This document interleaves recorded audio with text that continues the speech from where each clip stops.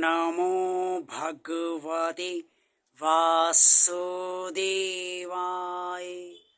जय श्री हरि, जय श्री भगवान विष्णु जी, जय श्री भगवान कृष्ण जी।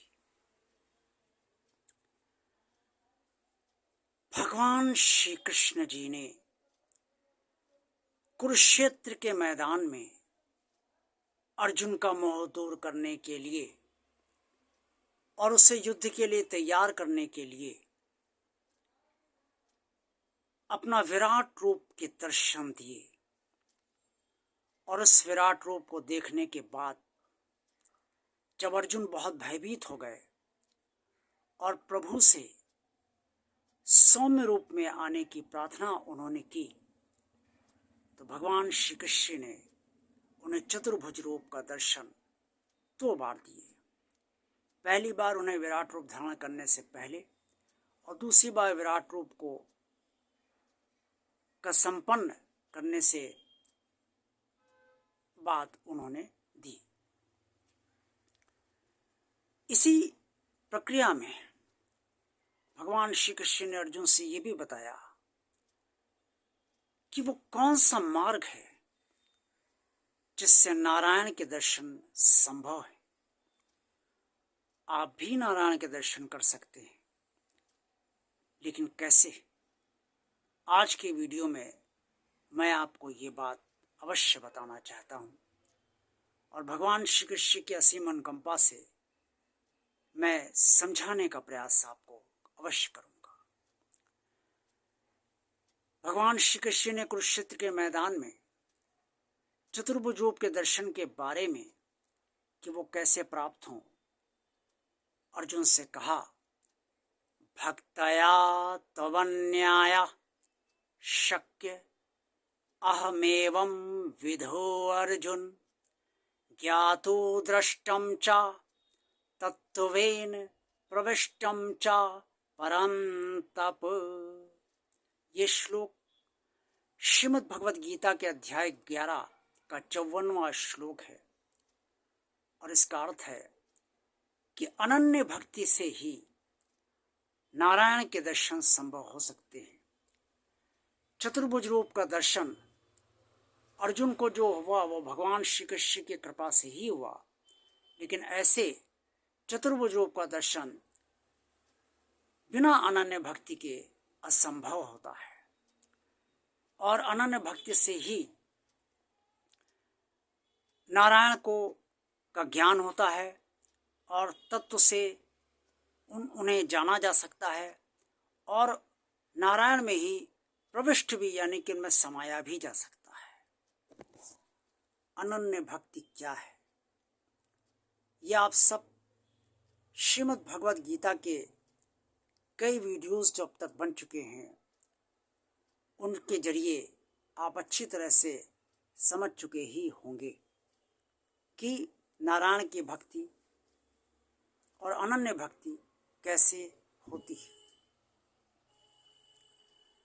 भक्ति सर्वदा हृदय से ही होती है और हृदय में भगवान का वास तभी होता है जब भगवान ये देख लेता है कि मेरा भक्त मुझसे जुड़ना चाहता है, मेरा भक्त मेरे पास आना चाहता है, मेरा भक्त मेरे दर्शन करना चाहता है, तभी भगवान का वास हृदय में होता है। मीरा जी एक लंबे समय तक संघर्ष करती रही, मेरे तो गिरधर गोपाल दूसरो ना कोई।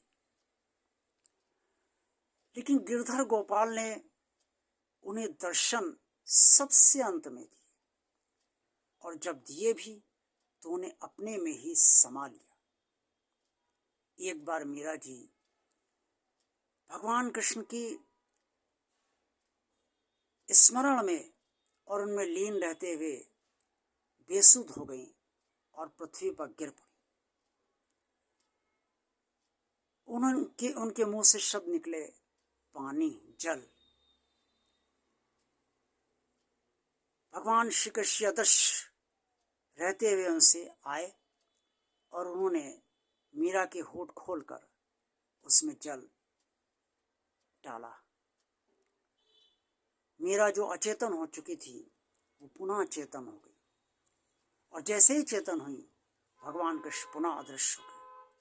दर्शन नहीं दिए उन्होंने।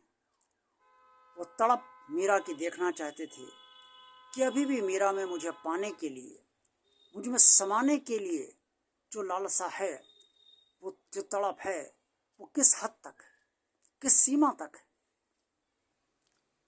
और अंत तो गत्वा जब मीरा की तड़प उनकी सहन शक्ति के बाहर हो गई और उन्होंने गिरधर गोपाल से हृदय से बहुत पीड़ा के साथ कहा कि या तो मुझे अपने में समा लो या फिर जो करना है वो कर दो। ये सुनकर गिरधर गोपाल द्रवित हो गए। भक्त की भगवान को पाने के लालसा के से उनके प्रेम में अश्रु आ गए और उन्होंने अपना मुंह खोल दिया और मीरा उसी में सर्वदा के लिए समा गई। आत्मा का परमात्मा से मिलन हो गया, भक्त का भगवान से मिलन हो गया। यही तो श्री मीरा जी चाहती थी और यही भगवान कृष्ण भी चाहते थे कि भक्त चाहे जितना तड़पे भगवान के दर्शन के लिए, भगवान को पाने के लिए, लेकिन अंततः भगवान अपने भक्त को निराश नहीं करता है, उसे दर्शन भी देता है और उसे समा भी लेता है। जब दर्शन होंगे तो भगवान का ज्ञान भी हो जाएगा, भगवान की कृपा से ही होगा। जब ज्ञान हो जाएगा तो निसंदेह तत्व से ही ज्ञान होगा, यानी कि तत्व का मतलब भगवान की कृपा से भगवान को समझना।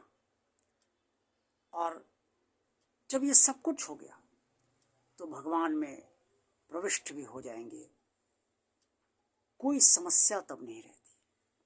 बस करना क्या है और होना क्या चाहिए, अनन्य भक्ति, हृदय का अनन्य भावना से भगवान से जुड़ाव। भाव नहीं, भावना। भावना स्थायी होती है और भाव अस्थायी होता है। भाव बदलते रहते हैं लेकिन भावना कभी नहीं बदलती।